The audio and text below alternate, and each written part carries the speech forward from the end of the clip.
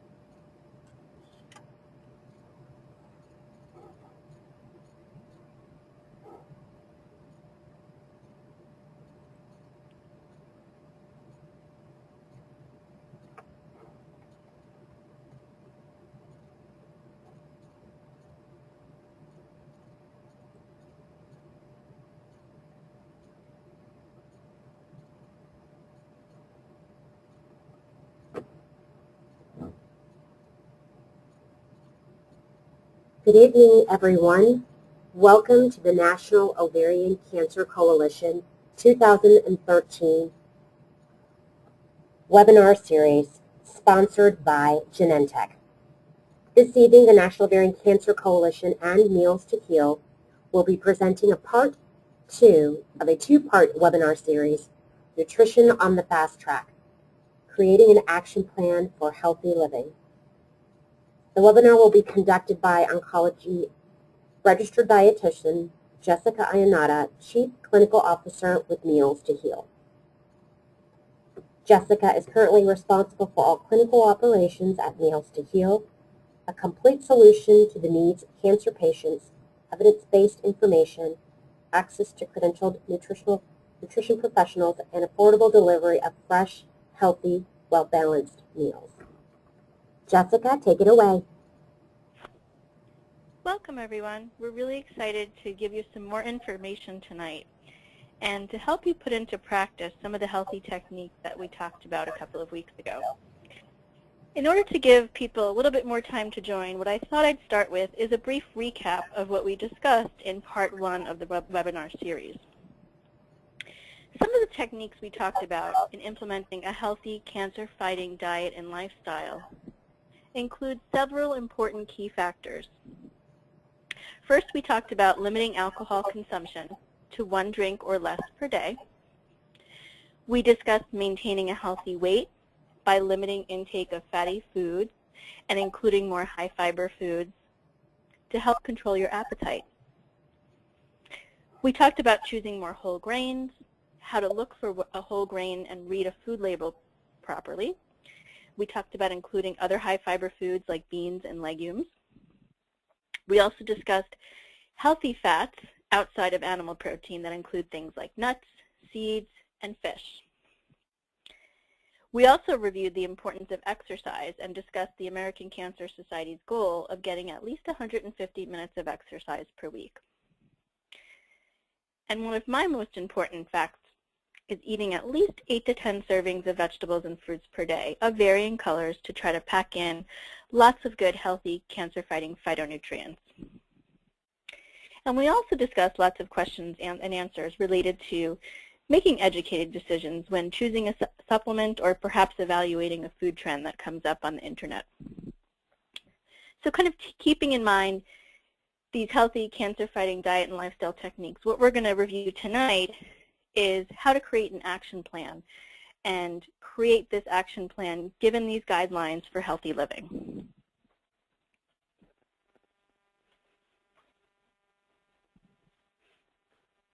Okay, so these are some of the things we're going to review tonight. How can we be successful in maintaining these good nutritional habits given the wealth of things that we're exposed to every day in terms of convenience and time limitations and things that get in the way of being healthy? Tonight we're going to discuss how to be supermarket savvy and make really healthy decisions when you're shopping in the supermarket. We're going to talk about how to stock a healthy pantry, how to keep healthy foods around so you have less temptation, how to cook for not only health but also convenience. Obviously, a lot of us have many other factors in our lives that get in the way of being able to really plan and prepare and maintain good, healthy cooking habits. And of course, dining out is a part of everyone's life, but how do you dine out with your health in mind? Okay, so let's start by talking about supermarket smarts. One thing I always tell my patients and clients is it's important to go to the supermarket with a plan, kind of given that action plan that we're talking about tonight. One thing you definitely don't want to go to the supermarket is go without a list or an idea of why you're entering the food market and what you want to buy. Because if you go in hungry or you go in kind of on a whim, there's more of a chance that you're going to buy things that aren't necessarily as healthy and likely kind of satisfying a craving rather than fulfilling your shopping list and your healthy goals for that week. So most importantly, what we want to stress is buying fresh foods. As we always say, stick to the perimeter of the supermarket. Things like fruits, vegetables, seafood, poultry, and dairy are all going to be around the perimeter and not in the center aisles.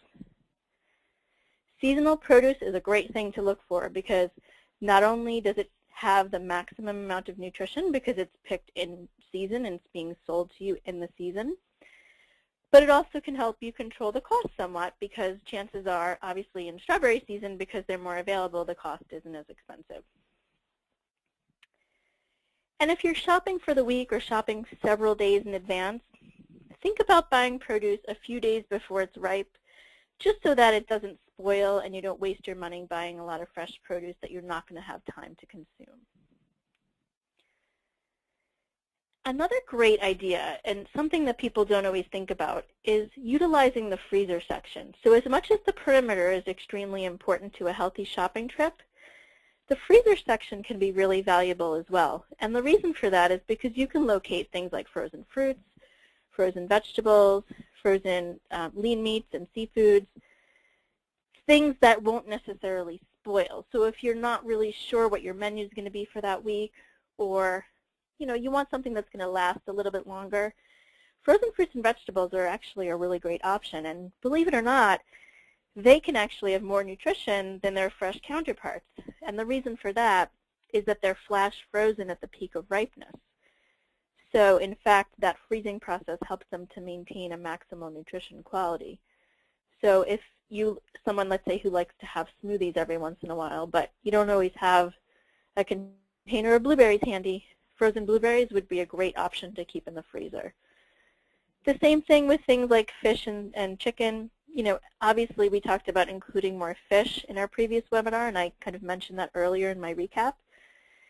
But not everyone necessarily has access to a really great fresh fish market, or you may not necessarily really like the fish that's sold, let's say, at your local supermarket. Well, frozen is a great alternative for that.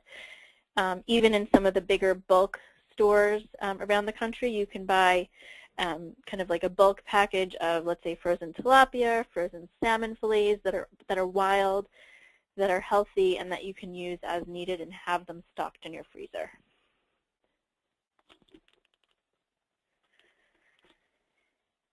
Okay, so let's talk about some more savvy shopper sense. So one thing we want to do is buy easy-to-use plant proteins. And the American Institute for Cancer Research recommends that we follow a more plant-based diet, include more plant foods in our diet because they have so many healthy cancer-fighting properties. So some of these plant proteins include things like seeds, nuts, dried or canned beans, and lentils, and they're easy to stock up on. Even flavorful fresh or dried herbs and condiments can help you add more variety to your meals. When we think about shopping for our grains and our carbohydrates, one thing we want to try to look at, and we talked about this a lot a couple of weeks ago, is looking for more whole grains. These whole grains have more dietary fiber and more phytochemicals that help our bodies fight disease. So we kind of want to replace the white foods, essentially, if we can. Now, I know some people may be on more fiber-restricted diets or maybe dealing with some kind of bowel obstructions or fiber issues, even in the survivorship phase of your treatment. And that's fine. You know, in that case, you can stick with things that are more refined if that's appropriate for you. But when possible, if you can choose whole grains, things like whole wheat pasta, brown rice, quinoa, couscous, barley, and bulgur are all great additions and add more variety to your carbohydrate portion of your menu and your shopping list. Most importantly, make sure to use your label reading skills, because a lot of times the front of a package is really designed to lure you in. It's designed to be attractive and look healthy and fresh, but that may be deceiving because that food might not necessarily be all that it's cracked up to be. So it's very important to look at the food label when you're in the supermarket. Really get to know what's in your food. Are there added fats? Are there added sugars? Are there artificial sweeteners? Are there added colorings and ingredients that you may not necessarily want to buy? So let's talk a little bit of how we can kind of delve into this nutrition label. First thing you want to note is the single serving size. Now this can also be deceiving as well, because the serving size in this particular label here says 1 slice. Chances are this is a piece of bread. So 1 slice is going to give you all of the nutrition information, let's say, on this, in this particular label. But chances are in your meal, 1 slice is not necessarily the portion that may, in fact, impact your meal. 2 portions or 2 serving sizes may actually be what you're using in your meal. So you want to keep that in mind, because there is a chance that the calories may actually be double. And you might want to choose something, let's say, that's lower in fat, lower in saturated fat, doesn't have as much sodium, because you're going to be using more than the serving size. So when you look at total calories per serving, here it says 160. That's going to tell you how many calories in that particular serving size. The part that gets confusing on a food label and that people commonly ask me about is the percent daily value, because the percentages get really confusing. All it's really trying to do is tell you what percentage of that particular nutrient is given this particular food label based on the total amount that's allowable within the day. On average, it's based on a 2,000 calorie diet. So for example, this particular label has 10 grams of total fat, which is 15% of the daily value allowable. So kind of how do you benchmark it? So a good rule of thumb is if you're looking at the food label and you want to choose foods that are lower in a certain nutrient, for example, saturated fat. That's not something that we want to have a lot of because saturated fat is known to not be very healthy for our hearts and promote clogging of our arteries and really impact our heart health and our cancer prevention. So if you're looking at lowering saturated fat on a food label, you'd want to look at a percent daily value of 5 or less. A good benchmark, percent daily value of 5 or less, means that it's low in that particular nutrient. So you'd see in this particular food label, 11% is kind of high. 10 grams of total fat and 2.5 grams of saturated fat is definitely more than you'd want to pick on a food label. Unless it's something, let's say, obviously an olive oil or a canola oil has a food label, and that's going to be pretty much all fat because it's an oil. So in that case, it's a little bit different. But in a food that is a food that has multiple ingredients, you would want to look for something a little bit lower. Now, there are ingredients on the food label where we say, you know what, we want to make sure we have a good amount. So dietary fiber, for example, which we've mentioned a few times in talking about our whole grains. So when we're looking at dietary fiber, this is an area where we'd want a little bit more on the food label. So a good benchmark for percent daily value to look at on a food label is at least 20%. So in this case, it's less than 1 gram, so you'd know, okay, this particular food isn't really a great source of dietary fiber. And then when you're looking into the micronutrients, things like vitamin A, vitamin C, iron, and so forth, that's helpful if you're trying to choose a food, let's say, that has more calcium, that might have more iron. You know, if you need foods that are richer in those particular vitamins and minerals, that's where that section can come in handy. So that's kind of a little recap on the food label and to give you some tips on how to maximize the information that you're getting. Now, before we moved on to some other techniques, one thing I did want to throw in, especially since we're in springtime and entering the summer season soon, something that's really popular around this time of the year is the use of farmers markets, even farm stands and kind of local areas that'll have farmers markets set up on various days of the week, let's say in the town square or maybe even at your office. There's access to farmers markets and local produce. And the reason why this is so important is that by having the availability, and not everybody has this, and that's okay, but if you do, I kind of want to stress to you that you should take advantage of it because it is a great, great option to either visit a local farmers market or even join a community-supported agriculture program, which is often abbreviated as CSA. And the benefits of these is that not only are you supporting the local agriculture in your area, but that local produce that you have access to actually also can have more nutrition than the food that you're purchasing in the supermarket.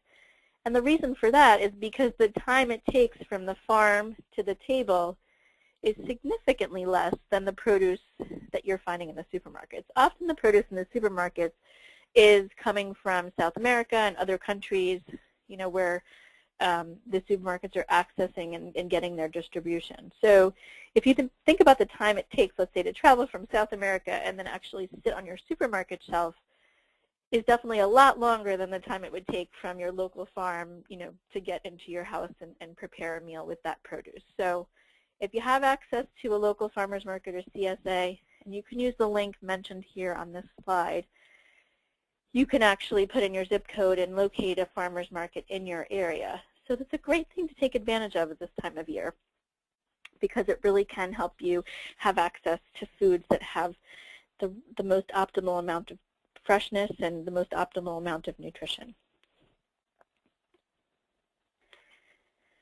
So now that we've talked about some strategies for healthy shopping and healthy techniques to use in the supermarkets, let's talk about kind of healthy refrigerator? How do we know that we're stocking healthy foods at home? And these are some of the things that you want to try to remember. Color is always important. We want to think of fruits and vegetables and our plant foods kind of like the color of the rainbow. We want foods that are rich in color, things like spinach, carrots, berries, strawberries, apples, things that are really good sources of fiber. Even cruciferous vegetables are really, really healthy. Especially they're good sources of vitamin C, soluble fiber, and phytochemicals. We want to stock up and use these foods, whether it be fresh or frozen, and use these foods more often and make sure that our healthy fridge includes a variety of these colorful plant foods. When we talk about dairy products, and we did discuss this in the first webinar, if at all possible, to try to use the lower fat or fat-free version, because we don't need the additional saturated fat that comes along in higher fat dairy products. So this includes things like milk, cheese, and yogurt. And for those who are lactose intolerant or have other issues that may limit your use of dairy products, certainly things like soy milk, rice milk, and almond milk are also healthy alternatives as well. And oftentimes they're fortified with calcium and other nutrients to make them almost equivalent to their milk counterparts. And I mentioned a couple of times, yep, definitely including more fish. We all know that's a great goal. But how do you know where to start? So if you can start with once or twice a week and work up to a goal of having a fish meal at least twice a week, that would be phenomenal and a great way to include more healthy fat and lean protein in your diet. Things like wild salmon and tilapia are two really healthy choices. And like I said, getting them frozen is a great way to have it available without having to think of getting to the fresh fish market or even using something that's going to spoil rather quickly. And if you think of also the protein section of your refrigerator, you want to choose leaner meats. For example, rather than buying legs and thighs of the chicken, the breast meat obviously is the healthier portion, the healthier without the skin, and the lower in saturated fat, the lowest in saturated fat. Leg and thigh meat actually has 2 to 3 times more fat than the breast meat. So if possible, if you can try to stock up your fridge on more healthy fats, healthy proteins, and lean proteins, that would include turkey breast and chicken breast rather than other parts of the poultry. Here's kind of a little sneak peek of what a healthy refrigerator looks like. And you can kind of see some of the ingredients that we've already talked about. You see the colorful fruits and vegetables in the bottom 2 drawers. We see some carrots and some peppers, some oranges and some apples, and great variety of fruits and vegetables there. And then you even see some fresh herbs on the bottom shelf there. And you see it looks like there's some grains stacked up in those containers. Might be couscous or quinoa and some beans. Even might be, let's say, a container of, let's say, homemade soup or something in some of those storage containers in the middle. It looks like this refrigerator looks like it even may have a carton of soy milk or pomegranate juice on the door. And then on top you see perhaps some chopped up vegetables that might be used in a salad. I see a container of fresh blueberries. Looks like there's some eggs in there. So this is kind of a little sneak peek of what a healthy refrigerator would potentially look like. And even on that drawer, the shelf that's right above the fruit, it looks like there would be perhaps some lean meats. There might be some chicken breasts there, turkey breasts, maybe some fish, maybe even a lean sirloin if you're including red meat once in a while. So it's, as you see, what stands out to me in this refrigerator is that there's a lot of color. You can definitely see the plant foods are represented in this refrigerator, and that there's not a lot of packaged foods. There's not a lot of foods that contain extra additives and preservatives and sodium and unnecessary ingredients that we don't need. So just kind of a good little snapshot of what a healthy refrigerator can look like. So outside of a refrigerator, we also usually have a pantry or cabinets where we keep non-perishable foods as well. So what are some of the things that we want to consider when we're stocking a healthy pantry? Well, as I discussed earlier, some of the meat substitutes and plant proteins are really great to have around, things like dried beans, peas, lentils, or tofu. These are great to have around because they're not only good sources of protein and good sources of phytonutrients, but they're also really easy to use if you're ever trying to include more of a plant-based meal. Believe it or not, a 1-cup serving of something like cooked beans, peas, or lentils can actually replace a 2-ounce serving of meat, poultry, or fish. So it's a great way to kind of include more plant foods. Even that the campaign of Meatless Mondays, where you try to include more of a plant-based meal on a Monday. That's a great thing to stock up in your pantry to try to achieve that goal. Also, nuts and seeds. Usually a serving is about 1/3 of a cup, or you can think of approximately the size of your palm. You do want to make sure that you choose nuts and seeds that are not roasted and salted, because the true benefit is the actual whole healthy nut and seed itself. When you start adding salt and oil to roast it, it actually decreases the health value of that particular food. And of course, choosing more healthy oils. So we want to make sure we have healthy oils on hand for cooking and for dressings and salads. So things like canola oil and olive oil. We want to avoid the oils that have more saturated fat, things like palm oil, coconut oil, cocoa butter. And you'll see these a lot even in ingredients on food labels. And these are the oils that you definitely want to try to stay away from. And then reduced fat, low fat salad dressings and mayonnaises. Even trying to perhaps just use olive oil or canola oil instead of using the the calorie-laden dressings that you might be used to. That's a great way to kind of make a healthy replacement. And if possible, try to really be aware of the ingredients you're stocking in your pantry, because even if you say, oh, you know what, I'm going to grab this bag of Oreos and kind of keep it on the top shelf and I'll use it as a treat someday. But when you get into that habit of kind of stocking things that maybe aren't as healthy, it's still there, and it's still a temptation of something that you might not want to include as regularly in your diet. So try to really be aware and mindful of the label reading techniques that we talked about. So even the dry goods, the non-perishable goods that are in your shelf, in your cabinets, even when you have to go to reach for something. Even air-popped popcorn is a good snack if that's something that you can tolerate. So rather than having a bag of chips or potato chips or something like that, having just plain popcorn on hand is a good thing, a good healthy snack to have, rather than the more calorie-laden alternative. Okay, so after we've done our shopping and our planning, and we've come home and we've stocked our refrigerator and kind of filled our pantry, what comes next? Well, naturally, cooking. So we're going to take all the ingredients that we purchased and try to cook and prepare a healthy meal. And a lot of times this can be overwhelming for people because, maybe you're not somebody who really, you don't feel that cooking is your forte, or it's not something that interests you that much, or perhaps you feel like healthy cooking is more time-consuming than just kind of cooking something more quick and convenient. So the goal here today is to try to show you that healthy cooking doesn't have to be time-consuming. It can be easy, and if you're just aware of a few simple techniques, you can really make some big changes in trying to prepare more healthful meals. So the first thing you want to remember is some key cooking techniques that are healthier. It's always more healthy if you're going to bake, roast, broil, steam, saute, or poach. Frying should be something that you do less often. And of course, we all know frying is not as healthy, definitely adds more calories, and uses a lot more fat than necessary.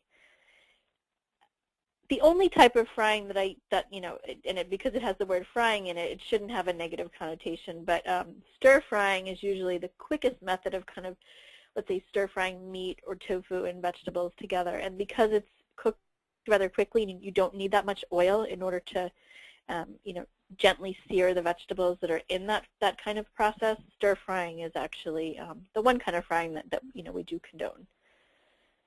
So those are the kind of the ones that you want to keep in mind if you're going to try to think of a healthier way to prepare your foods. As we spoke about earlier, when I talked about the importance of kind of adding more plant foods and the American Institute for Cancer Research really emphasizing the importance of a more plant-based diet, we do want to kind of add more plant foods if we can, because these colorful fruits, vegetables, and grains add so many good cancer-fighting properties to our meals and to our cooking. So when possible, you want to limit your cooked portion of meat. You want it to be about 3 ounces per meal. Okay, so 3 ounces is going to be about the size of the palm of your hand. Or if you're thinking of, a really rough sketch of what your plate looks like, you definitely want about 1/3 or less of your plate to be the animal protein. And you want 2/3 or more to be these colorful plant foods. So that's kind of a good rule of thumb when you're thinking about what a healthy meal can look like. The other thing we want to try to do is add new ingredients that are healthier proportion of good cancer-fighting foods in our meal. So let me give you some examples. So oftentimes, summertime, a great thing, people think, oh, I'm going to go out and barbecue, and usually it's a beef burger. But there's some, good healthy alternatives to a beef burger as well. I mean, one thing, and actually it can be really tasty if you, use it the right way. Instead of using a beef burger, you can actually grill or sear or even roast a portobello mushroom cap. And it kind of has a nice shape and fits on a bun really nicely. And it's actually really delicious with a slice of tomato, even some leafy green lettuce, and if you marinate it in a little bit of olive oil and some balsamic vinegar, it's got a nice kind of rich, meaty flavor, but yet it's definitely not even close to the fat content of a beef burger. Even if you're preparing, let's say, a burger that uses beef, what you can do is substitute, obviously, ground turkey or chicken. And another option is even using 3/4 of a pound instead of a pound. So let's say you're making burgers for the family or a meatloaf. What you can do is actually add 2/3 a cup of cooked brown rice, quinoa, or even barley. And that will actually replace the full pound of meat that you were going to use. So use only 3/4 of a pound of the meat and add 2/3 a cup of the cooked brown rice, quinoa, or barley. And that's a great way to kind of decrease some of the fat content and make that a little bit healthier. And you can do that, like I said, with also the ground turkey and ground chicken. But if you're using ground beef every once in a while, even more important to try that little trick. And as I mentioned earlier, we want to think of color. So when we're thinking of our meals, we want them to have a variety of colors. We want them to have these cancer-fighting phytonutrients that color is equivalent to. So when you're planning your meal, try to always think of your plate having several different colors. So I started to talk about some leaner cooking tips when I discussed the burger idea. Here are some additional cooking tips that can help keep your meals leaner and lower in saturated fat. First off, you always want to replace saturated fat. Saturated fat is going to come from things like butter and hydrogenated things like Crisco, things that are basically solid at room temperature. So shortenings, butter, the hard white portions of, let's say, a steak or a burger or something like that, the fat that's trimmable, basically the white part, is going to be your saturated fat. So whenever possible, trim or try to replace that ingredient with a healthier unsaturated fat. So things like olive and canola oil are much healthier to use in cooking. Even when you're making, let's say, a recipe that calls for butter, you can equally substitute olive or canola oil.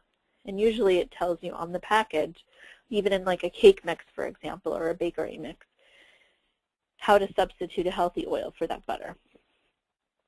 Even things like soup, a lot of times people may add, let's say, heavy cream to a soup to make like a creamed version, but believe it or not, an easy way to thicken soups is to just puree half of the vegetables in a blender and then stir it right back into the soup.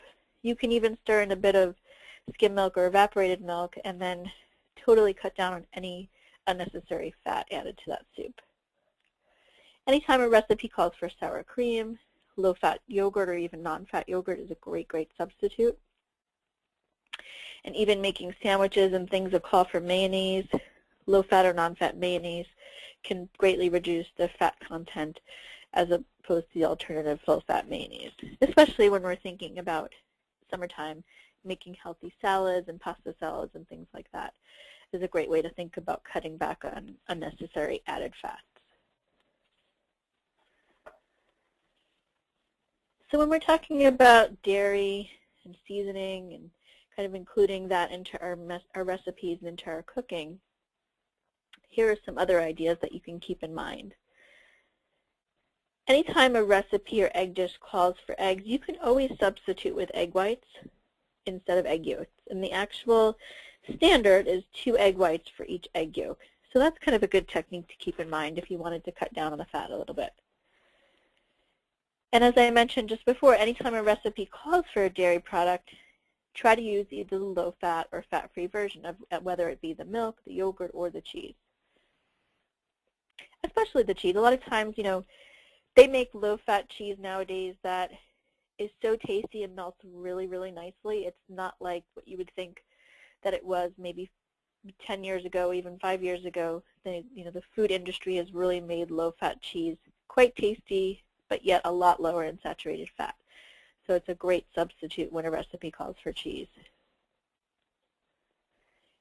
Definitely, if you can, you do want to try to avoid using things that are prepackaged like seasoning mixes. They often contain a large amount of sodium. One example would be taco seasoning. You know, that might be a common meal that you include in your weeknights with your family, making, let's say, turkey tacos. But that taco seasoning is going to contain a lot of sodium. There actually are online, I have seen several good recipes for homemade taco seasoning where you can use, you know, your own chili powder and ground cumin and ground coriander and some cilantro, and there's, you know, some great recipes to make your own homemade taco seasoning without any added sodium. If you don't have time to necessarily do that, they do sell low sodium versions of things like taco seasoning. So whenever you're in that aisle in the supermarket that has kind of prepared mixes, if at all possible, if you can avoid those, that would be great, and just kind of use your own great seasoning because those contain a lot of sodium. But if it's something that you definitely need to make the food that you're preparing, always choose the lower sodium version.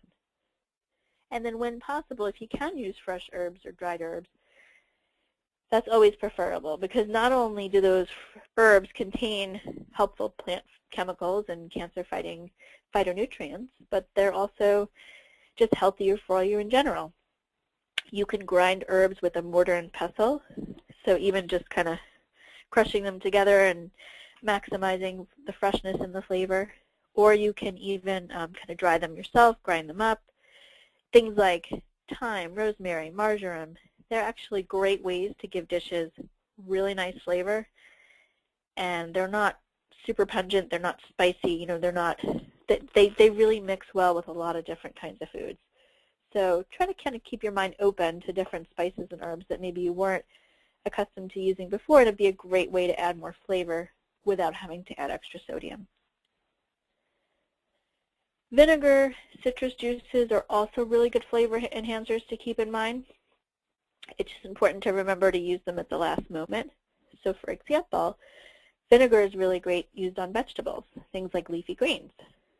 And citrus works well on fruits and things like melon. But just remember, like I said, if you add it too soon, it may not necessarily marry well with the flavor of what you're trying to do. So just be sure to add those flavor enhancers at the last moment. So now that we've talked about some ways where we can replace healthy ingredients in our cooking and ways we can try to kind of cut out some of the unnecessary fat, let's give an example of how we can look at a recipe and try to think of some healthy ideas of ways we can make that recipe healthier. This is a recipe makeover that is often used as an example in some of the literature in the American Institute for Cancer Research and some of their cancer-fighting literature and their New American Plate series. So this particular recipe is for Asian chicken stir-fry with broccoli, red peppers, and snow peas. So as you can see, the recipe on the left is the original recipe. You'll see, just to point out, there's 1.5 pounds of boneless, skinless chicken thighs. In the makeover, we actually used 2/3 of a pound of boneless, skinless chicken breasts. So right there you see that we've already used one technique that we talked about earlier. You'll see 2 tablespoons of soy sauce, whereas in the makeover, you'll see 2 tablespoons of reduced sodium soy sauce. And you'll also see that the list kind of looks a little bit longer as well. That's because we're adding a little bit more flavor without having to add a lot of sodium. So we're adding a little bit more hoisin sauce and a little bit more chili puree to give it a little bit more flavor without having to add any unnecessary extra soy sauce or ingredients that might make the meal less healthy. You'll also notice that there's some more vegetables added, things like broccoli and snow peas. So when we kind of summarize it on the next slide, this is really a great example of how to kind of reverse the portions of animal protein and add more plant protein, just like we were talking about earlier. That New American Plate approach is 2/3 or more of your plant foods and 1/3 or less of your animal protein. So we did a smaller protein of meat. We also did more, a higher portion of vegetables. So we added more cruciferous broccoli, and we added more snow peas than in the original recipe. The fat added was less than in the typical stir fry, and as I said earlier, because of the method of stir frying, you actually can get away with using a lot less fat than you would think. And if you need to moisten up the food, rather than adding more oil, you can add more reduced sodium chicken broth to moisten it as you're cooking it.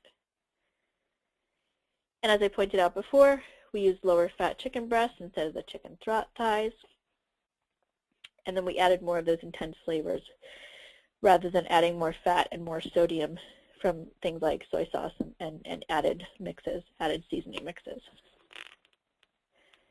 So it's not something that's that difficult to do. Like, once you get in the habit of kind of getting the feeling of what a healthy recipe and a healthy recipe makeover is going to feel like and look like, you actually can get the swing of it a lot more easily than you would think. And if you kind of take into account what we're talking about tonight and stocking a healthy pantry and shopping and having all the ingredients readily available to you, it's actually doable. You can actually make this action plan work for you. So when we talk about cooking, of course we cannot forego some of the essential equipment that we need to make these healthy cooking and these healthy recipes happen. So these are some essential kitchen equipment that we usually recommend, and as a dietitian I usually recommend people have on hand. So things like kitchen scissors. I use kitchen shears all the time for snipping my herbs. It's so much easier than cutting them on a cutting board. All you have to do is roll them up and kind of snip them and chop them into a salad or into a stir fry or into a recipe. They're also really, really useful for cutting up things like dried fruits and even trimming fat from chicken and meats. Most importantly, and a lot of times people don't realize this, it's very important to have 2 separate cutting boards. You want to have a separate cutting board for meat and vegetables. And the reason for that is you never want to take a chance that there's going to be any cross-contamination of bacteria from meats. Usually I recommend people label a cutting board, or if it's easier for you, you can just buy 2 different colors and just know, let's say your green cutting board is for your vegetables and your red cutting board is for your meats.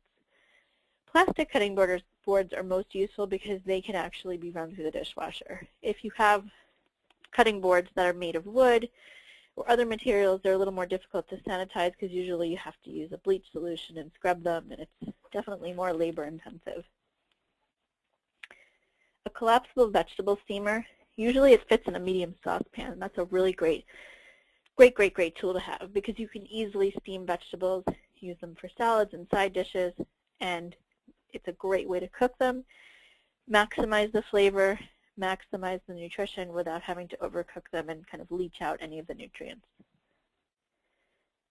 Obviously a colander is really handy. I use a colander all the time, let's say to rinse beans, rinse vegetables, and really keep things clean. And it's really easy to have a colander sitting on the fridge. Like you can kind of, let's say, scrub some sweet potatoes, put them in the colander, drain them, and then have them readily available to cook in your recipe or to bake or use as needed. And then a nonstick pan and nonstick vegetable sprayer are helpful.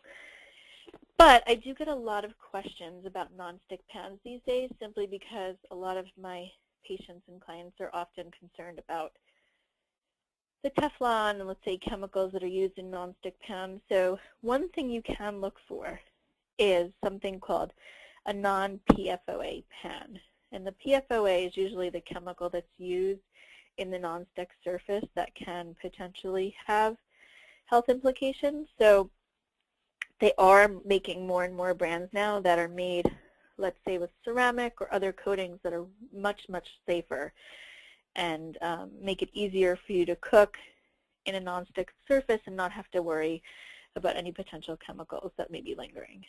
Even things like vegetable sprays, some people don't like to use, let's say, the vegetable sprays that come from a can, and that's fine. They sell great olive oil sprayers and oil sprayers where you can actually just pump them by hand and then spray the oil yourself, and then you don't have to have any kind of container of vegetable spray that may have other additives. Okay, so we've talked about healthy shopping and planning your meals and stocking a healthy pantry, but we all know that there are going to be times when we're going to dine out, that we're not going to be cooking at home, we're not going to be taking advantage of the foods that, the healthy foods that we've purchased and that we've worked so hard to plan and prepare. So it's always important that we also have in the back of our minds some healthy techniques on how we can dine out and stay healthy at the same time. So to continue that action plan and to maintain all of the healthy principles that we've been reviewing over the course of our webinar series, we want to make sure we can also translate that into being able to dine out healthfully as well. So usually the first and foremost thing that I do recommend is to try to avoid restaurants that offer all-you-can-eat buffets or specials, because those are places where it's just going to be essentially a calorie nightmare. It's going to be way more calories and way more temptation than it's pretty much impossible to resist, because you're paying for something that's all you can eat, and chances are most people are going to go into that scenario and say, well, I want to get my money's worth, so I'm going to go back for the extra portion, or I'm going to order the next serving. So if at all possible, definitely try to avoid those types of restaurants and those types of eating scenarios. It is helpful if you're someone who tends to dine out with friends, families, loved ones, and you really get tempted to have the appetizer, take advantage of the bread and the chips on the table. If you're that type of person, then a good action plan for you would be to have a light snack or beverage before you're dining out, especially if you're going and you're really hungry. It's important. Don't go out starving. And a good healthy snack, think about maybe having a piece of fruit or a low-fat yogurt or a small serving of the plain nuts that we talked about earlier, something that's a little bit filling and is not going to make you go and really be tempted to eat any of those unnecessary foods that they serve, appetizers and things that they put on the table. Oftentimes, a real tough aspect of dining out is portion control as well, because the portion in a restaurant is usually 2 to 3 times the portion that we should actually be eating. So portion control is a huge challenge when we're dining out. So one option is you can think about maybe sharing your entree. So an entree-sized dish, maybe share it with another person that you're dining with. Or perhaps order 2 smaller items, maybe like 2 appetizers, or an appetizer and half of a sandwich, or an appetizer and a soup, or a salad and an appetizer. There's definitely ways you can make it work. If you're really enticed by that entree, maybe, and there's no one else that wants to share it with you, try to have the waiter immediately wrap half of it and take it home. This way you're not tempted to eat more than you need to. And try to enjoy the experience of dining out. Enjoy the company, enjoy the environment, the music, the scene. just the actual social enjoyment of dining out, and try to make it less about the food. Eat slowly, savor your food, enjoy it, so that maybe there's less of a chance that you're going to overeat and be tempted to eat more of that portion. And one other thing I just want you to keep in mind, a lot of times I have patients who will tell me, well, if I'm going to go out to eat, I just won't eat much that day, and if anything, I'm just going to skip lunch. This way I have extra calories and I can save them all for when I dine out. But oftentimes that in itself is kind of setting you up for failure, because even if you plan on skipping a meal before going out to eat, chances are you're going to be more hungry than you even realize and more tempted to eat a lot of the high-calorie foods that are offered on your restaurant menu. So just try to plan it and be simple about it and say, I'm going to have a good, balanced breakfast, lunch, let's say dinner, whatever meal you're going out for. Have a good, balanced plan earlier that day so that you're not as tempted to overeat at the restaurant. So now that we talked about some ways to kind of plan ahead when you're dining out, well, how do you order a meal that's healthy? So there's some good strategies and good words to look for. First, you want to check the menu for any items that might already be marked healthy, because that takes a lot of the guesswork out of trying to find a healthy food or a healthy meal on that menu. If at all possible, you want to look for the way foods are cooked. So a lot of times there may be, let's say, a menu item, and it may be just a fancy name for that food. Let's say, pasta alla Sicilia, let's say. Well, we don't necessarily know it's not a given what's in that type of a menu option. So if at all possible, if they have a description, what you want to look for is foods that have things that are more steamed, baked, broiled, roasted, poached, rather than fried.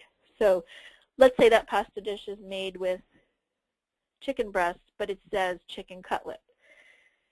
That would be a great opportunity for you to say, well, can you maybe make it grilled chicken rather than a chicken cutlet? And that's a great way to reduce some of the calories.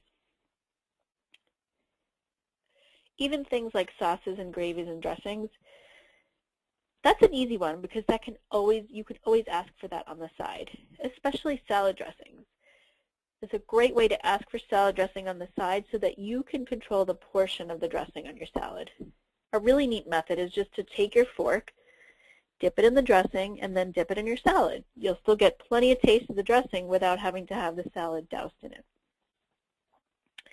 And as I mentioned earlier, definitely try to avoid this section with cocktails, appetizers, things like bread and butter.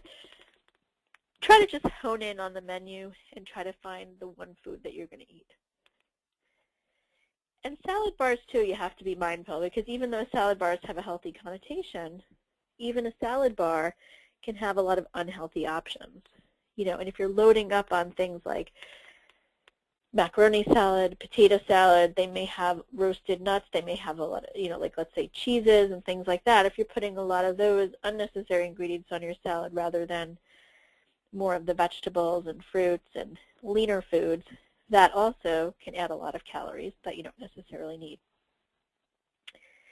And no one's to say that we can't go out to eat and enjoy dessert once in a while, but if you're trying to choose a healthier dessert, things like fresh fruit, fruit ices, sorbets, even higher calorie desserts, let's say a chocolate cake or something like that, you can share it with the table, so just, so it's not something that you have to be tempted to eat the whole thing.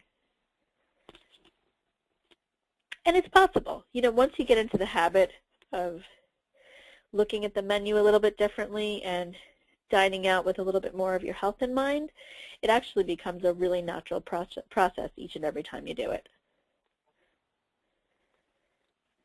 So here are some words to look for on a menu that'll help you to flag some of the healthy foods and make it a little bit easier to spot things that might match your healthy lifestyle.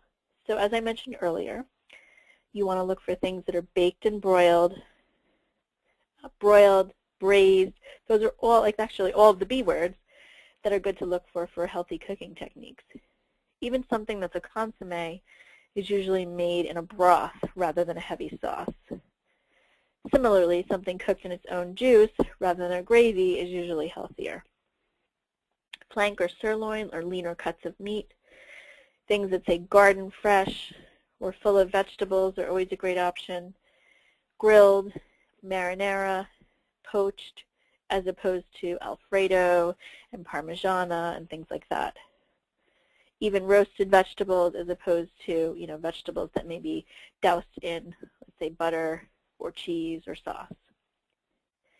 Seared or pan-seared is a great thing to look for because it's usually cooked very quickly at high heat, so it's not very laden in calories and oil.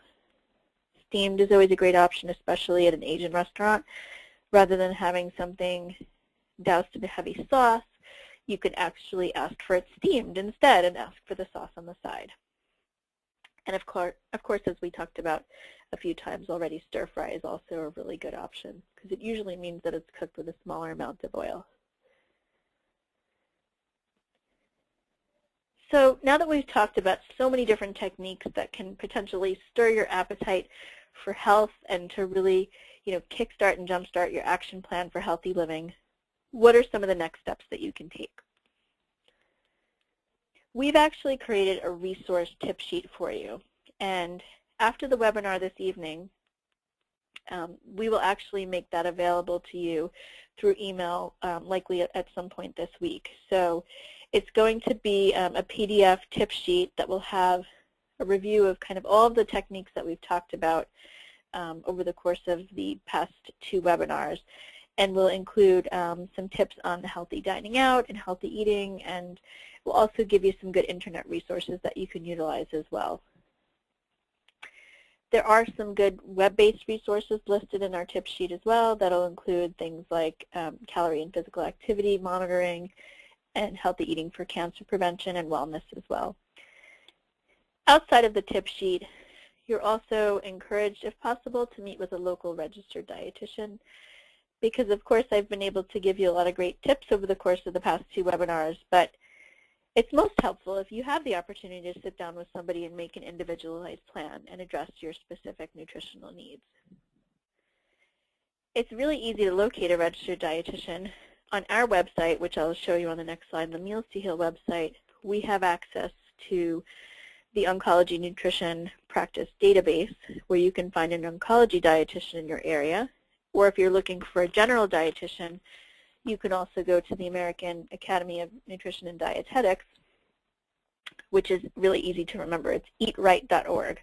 And you can also search for a local registered dietitian in your area as well. It is important to seek nutrition advice from a registered dietitian as opposed to a nutritionist, because a registered dietitian is somebody who actually has the certification and or licensure to practice nutrition, whereas a nutritionist is not a regulated credential in any way, shape, or form. So always seek nutrition advice from a registered dietitian. So I do want to thank you for being part of our webinar series. I've really enjoyed sharing all of this great information with you all, and I do look forward to some questions now. You can actually type them in to your chat function on the screen, and Liliana will be able to kind of group the questions together so that we'll be able to answer some of the things that have come up as you've listened to the webinar. And here is our contact information as well. So I look forward to your questions.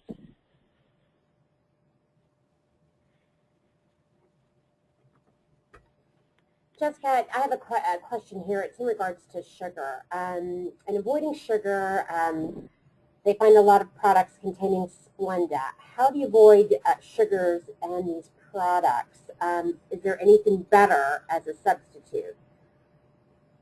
As opposed to Splenda or just in general? Well, in general, there's different reasons why people may use, let's say, an artificial sweetener. Splenda is generally one that's known to be one of the safer ones as compared to things like acesulfame potassium and aspartame and so forth. They all potentially have been, studied for many, many years and have FDA approval, obviously, but really it's an individual choice as to whether or not that's something that you want to include in your diet, and I usually kind of leave it up to the individual as to whether or not it makes sense for you.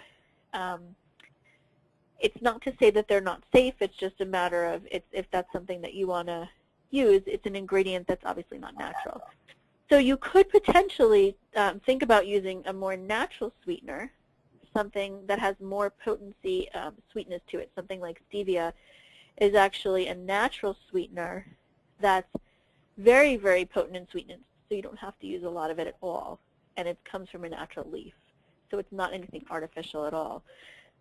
The same thing with, let's say using something like honey or agave might be a more natural way of adding a sweetener. You only have to use a little bit of it, and it's not something that's artificial. So there are kind of healthier techniques to think about, maybe adding things that are more natural, or if you are going to use something that's artificial, just do so in moderation. I wouldn't use all foods that contain artificial sweeteners because that's not necessarily healthy either. But let's say if you're somebody who is more aware because you have, let's say, diabetes or pre-diabetes, in that case you might need to use more of those foods, and just try to do so in moderation. And if at all possible, portion control and just a healthy, good, well-balanced diet is always the primary foundation before you would, seek to choose and use a lot of those foods. But that's a good question. Another question is in regards to dairy. What about ovarian cancer patients avoiding dairy? There's a lot of studies out there. Is that true? Yeah, and that question actually came up a couple of weeks ago as well. So basically, according to the oncology and nutrition community and the medical community, although there's been some research out there, there isn't enough for us to have a consensus at this point. So it's not something that we absolutely say that you have to avoid. We continue to recommend that if you do have dairy foods, you do so in the right balance. Usually 2 to 3 servings is about the amount that anyone would really ever need.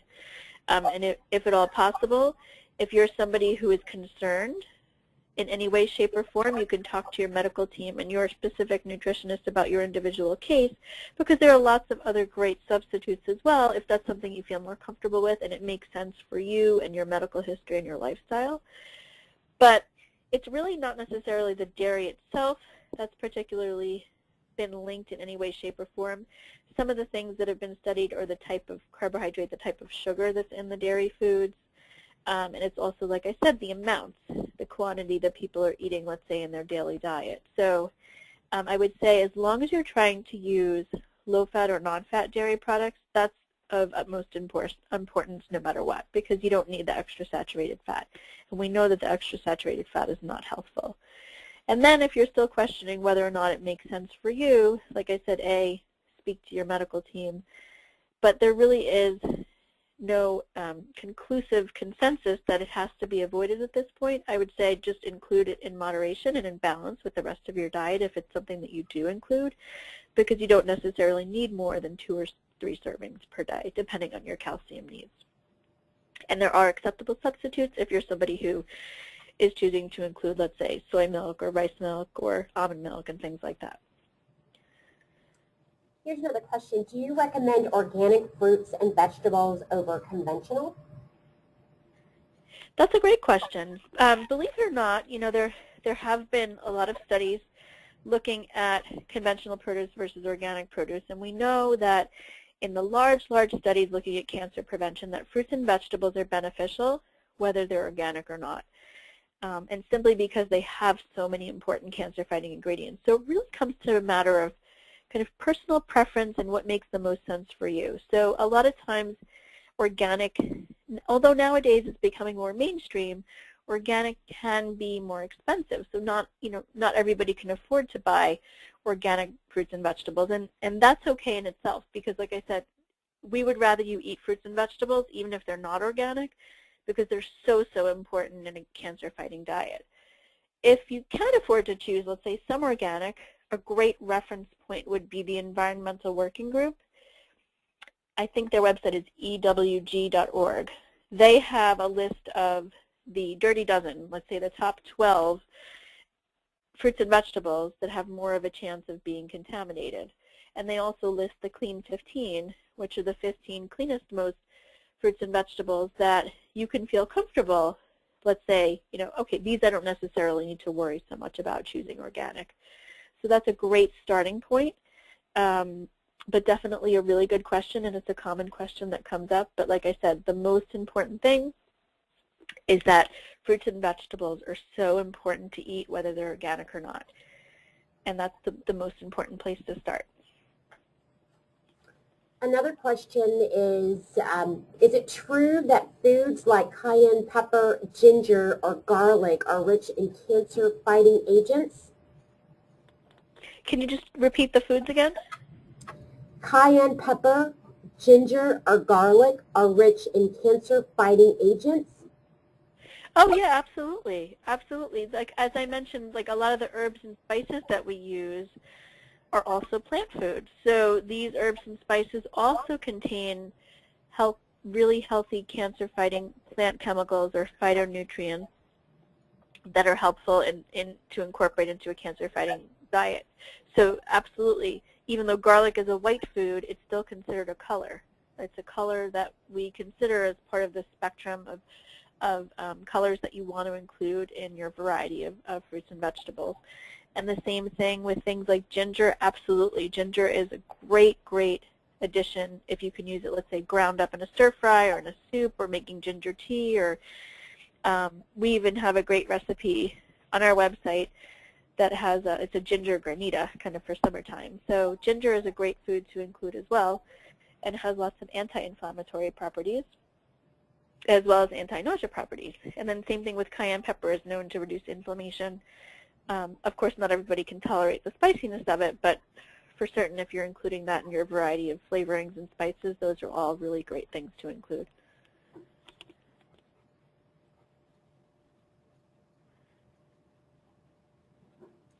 And I was just thinking, too, if you'd like, for the person who did ask the organic question, what I can do is I'll forward the link to the Environmental Working Group's list of the Dirty Dozen and the Clean 15. So I'll forward the link on to Liliana so that with the information that will be emailed out to you along with the resource list, you can also have the link to that if you need it.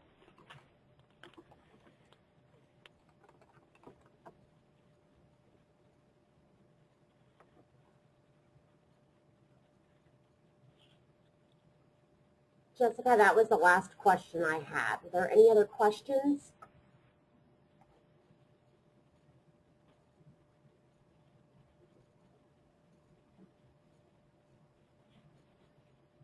One more question. Is organic coconut oil okay to use? Organic coconut oil. Well, coconut oil does contain more saturated fat. So I'm not sure, if you're using it, like in what sense you're using it. The healthier fats to use are definitely the olive and canola oil that I mentioned. Those have the best profile in terms of the ratio of healthy fat. So obviously coconut in itself is a plant food and it's healthy, but the coconut oil in itself is known to have a little more saturated fat. So if a recipe calls for it and it has to be something that's a coconut oil because of the flavor or whatnot, I would say try to use just a minimal amount. If it's just that particular recipe, or if it's something that you're using more regularly, try to substitute it with a healthier fat if possible.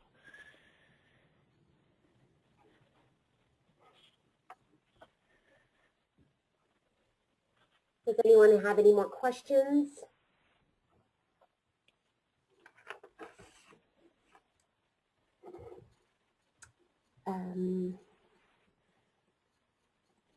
One more question, Jessica. Is it better to choose grass-fed beef?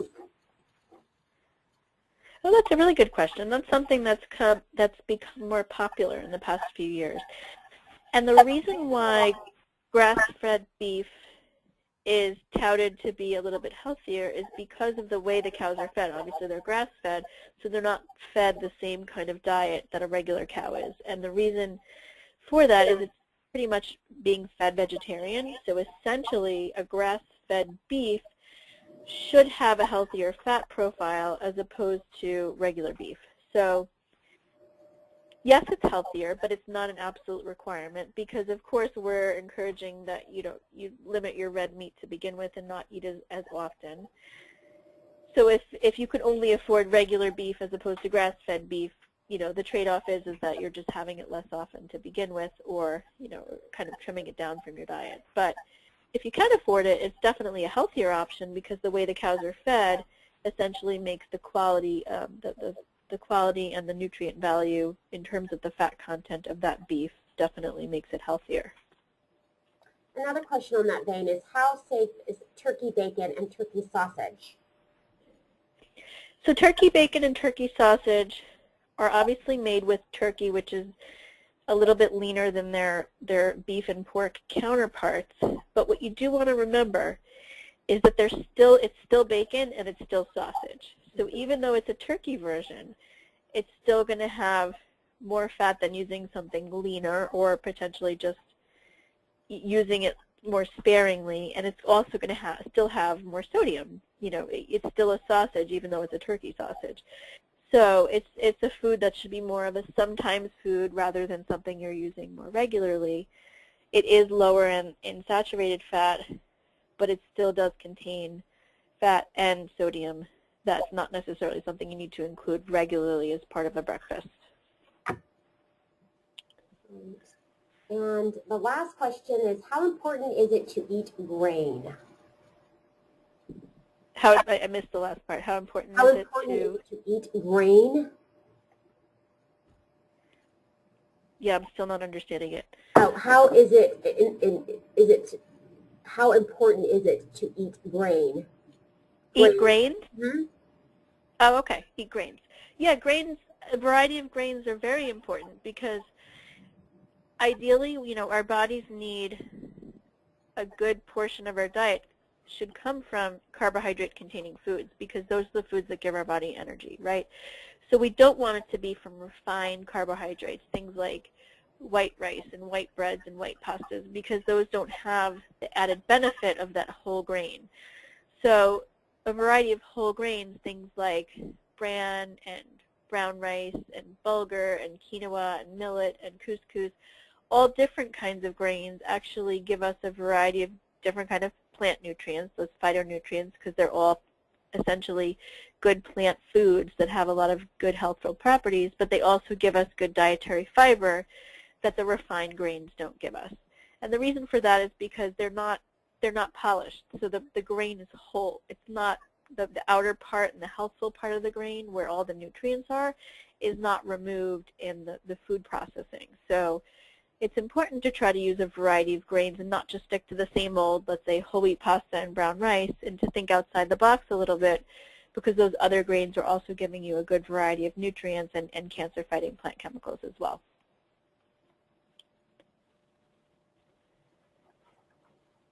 Great.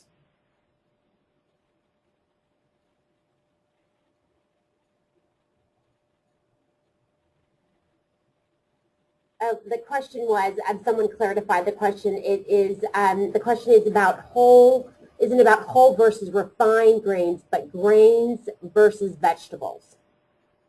Oh, okay. Okay, good. I'm glad you clarified then, because I definitely want to make sure to answer your question. So you want to have a balance of both. Essentially, both grains and plant foods like fruits and vegetables are all considered, you know, good parts of a plant-based diet. But when we think of kind of the balance of our diet, obviously we want to include, if you think of like what a plate, like a good example would be to think of your plate. You would want, obviously, like we said, we want 2/3 of our plate to be plant foods and 1/3 or less to be the protein. So that 2/3, you would want approximately about a fistful. 1 serving would be your grain, and then you'd have 2 servings of, let's say, different kinds of vegetables or a fruit and a vegetable.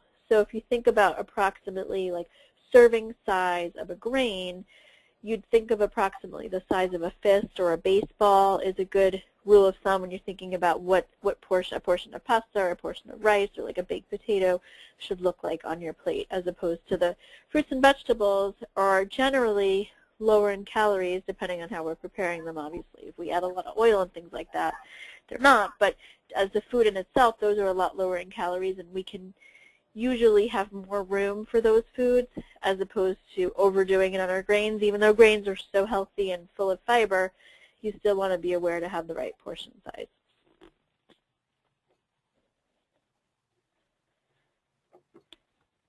Thank you all for the great questions. And if you think of any more, you're welcome to forward them along to Liliana, and I'd be happy to answer them after the fact as well. Great. Well, thank you, Jessica, for this incredible webinar and educational information. We're very excited that you were able to do this two-part webinar series, Nutrition on the Fast Track. I also want to thank the National Ovarian Cancer Coalition, Meals to Heal, and Genentech. And you will be receiving an email after the webinar with the link. This webinar has been recorded, and later on in the week you'll be receiving a recap that will have part 1 and part 2 plus the handout sheets. Thank you very much and have a good evening.